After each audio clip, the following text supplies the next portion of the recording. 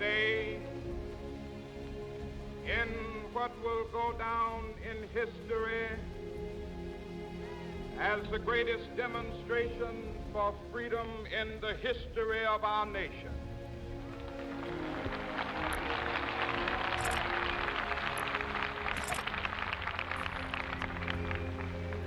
Fourscore years ago, a great American in whose symbolic shadow we stand today signed the Emancipation Proclamation. This momentous decree came as a great beacon light of hope to millions of Negro slaves who had been seared in the flames of withering injustice. It came as a joyous daybreak to end the long night of their captivity. But 100 years later, the Negro still is not free. 100 years later, the life of the Negro is still sadly crippled by the manacles of segregation and the chains of discrimination. 100 years later, the Negro lives on a lonely island of poverty in the midst of a vast ocean of material prosperity. 100 years later,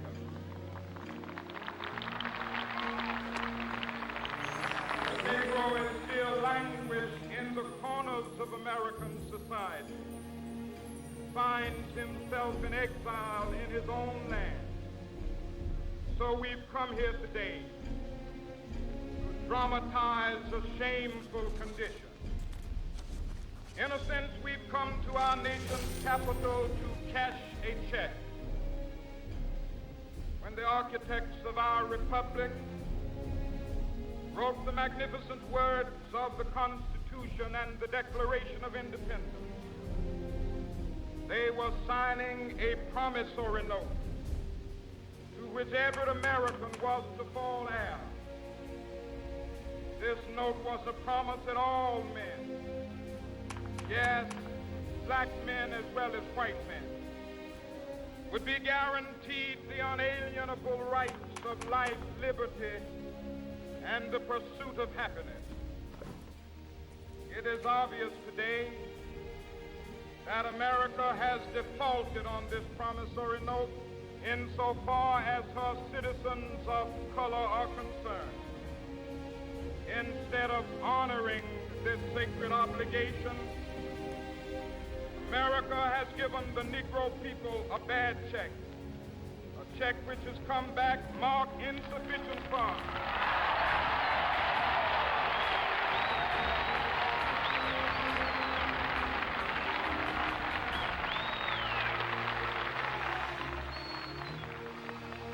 But we refuse to believe that the Bank of Justice is bankrupt. We refuse to believe that there are insufficient funds in the great vaults of opportunity of this nation. So we've come to cash this check, a check that will give us upon demand the riches of freedom and the security of justice.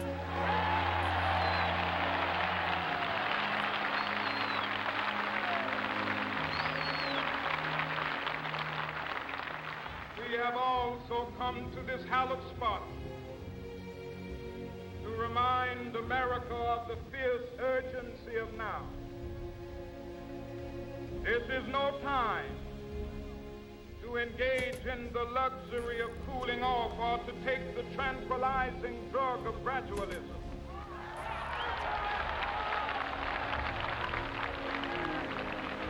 Now is the time to make real the promises of democracy. Now is the time to rise from the dark and desolate valley of segregation to the sunlit path of racial justice. Now is the time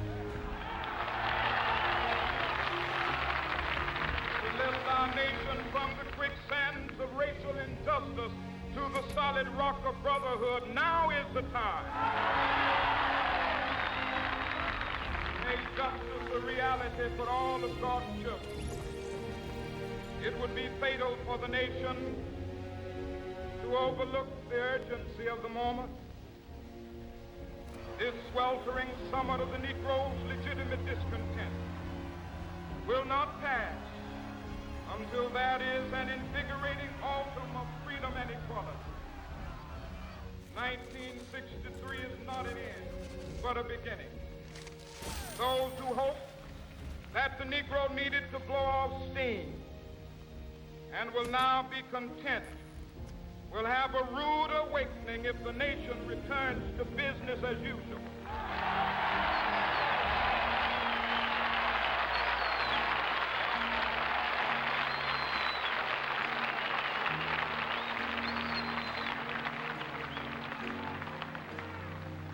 There will be neither rest nor tranquility in America till the Negro is granted his citizenship rights. The whirlwinds of revolt will continue to shake the foundations of our nation until the bright day of justice emerges. But that is something that I must say to my people who stand on the warm threshold which leads into the palace of justice.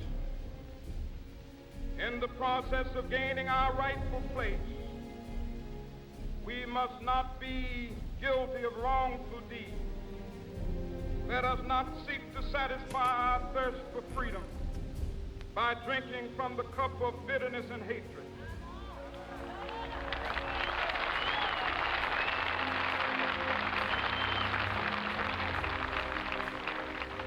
We must forever conduct our struggle on the high plane of dignity and discipline.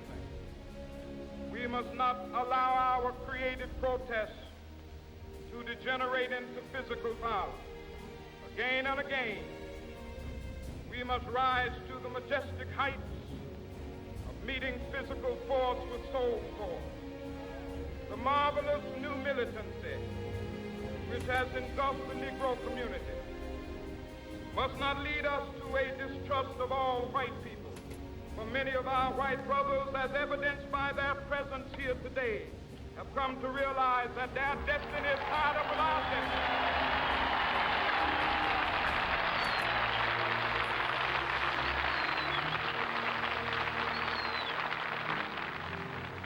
They have come to realize that their freedom is inextricably bound to our freedom. We cannot walk alone. As we walk, we must make the pledge that we shall always march ahead. We cannot turn back. There are those who are asking the devotees of civil rights, when will you be satisfied? We can never be satisfied as long as the Negro is the victim of the unspeakable horrors of police brutality. We can never be satisfied as long as our body is heavy with the fatigue of travel, cannot gain lodging in the motels of the highways and the hotels of the city.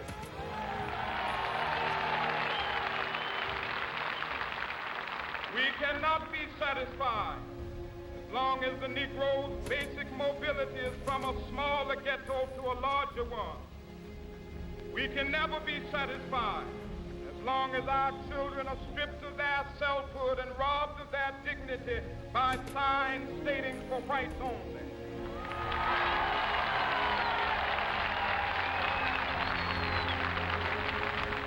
We cannot be satisfied as long as the Negro in Mississippi cannot vote and a Negro in New York believes he has nothing for which to vote.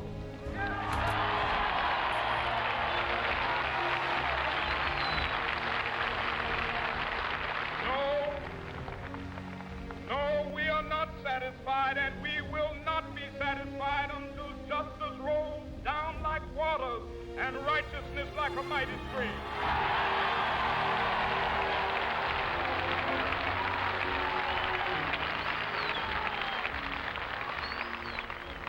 I am not unmindful that some of of you have come here out of great trials and tribulations.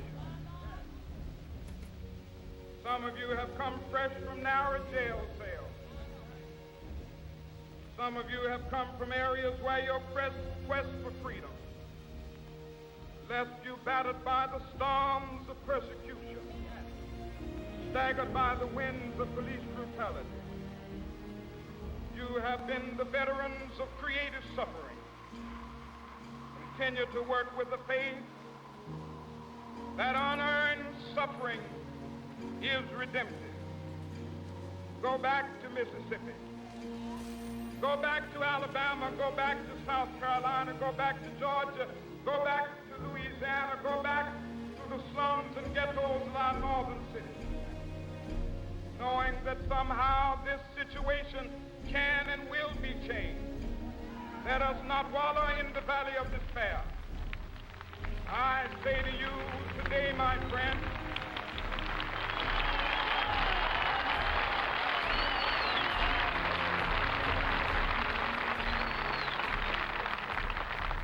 so even though we face the difficulties of today and tomorrow, I still have a dream. It is a dream deeply rooted in the American dream. I have a dream that one day this nation will rise up, live out the true meaning of its creed. We hold these truths to be self-evident, that all men are created equal.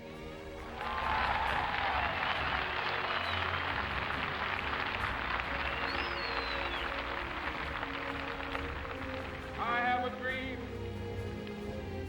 that one day on the red hills of Georgia, sons of former slaves and the sons of former slave owners will be able to sit down together at the table of brotherhood. I have a dream that one day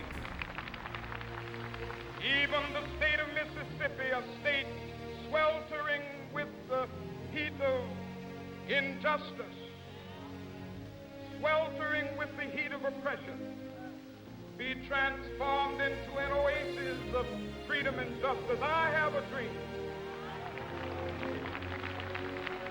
My poor little children will one day live in a nation where they will not be judged by the color of their skin, but by the content of their character. I have a dream today.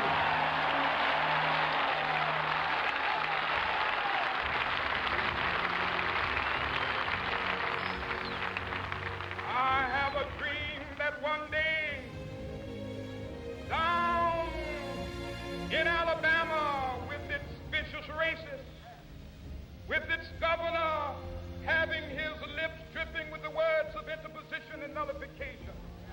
One day, right there in Alabama, little black boys and black girls will be able to join hands with little white boys and white girls as sisters and brothers. I have a dream today.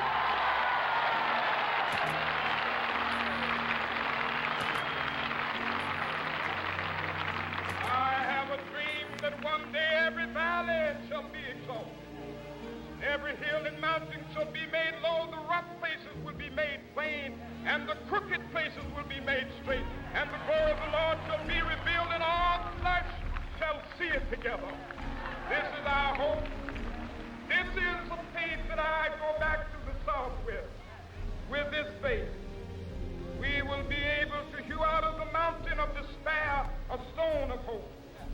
With this faith, we will be able to transform the jangling discords of our nation into a beautiful symphony of brotherhood.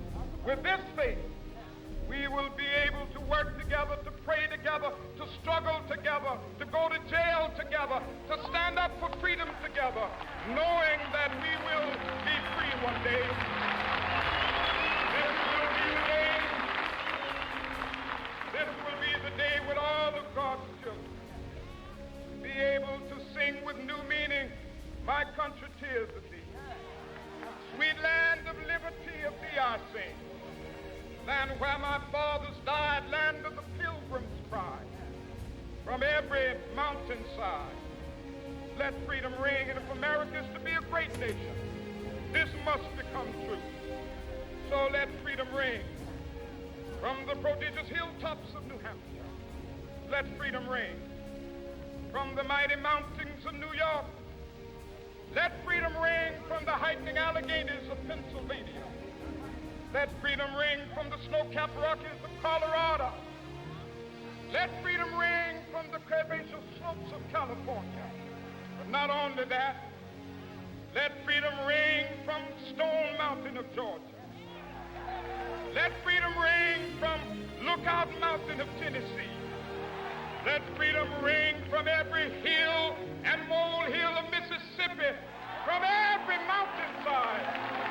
Let freedom ring, and when it happens, when we allow freedom ring, when we let it ring from every village and every hamlet, from every state and every city, we will be able to speed up that day when all of God's children, black men and white men, Jews and Gentiles, Protestants and Catholics, will be able to join hands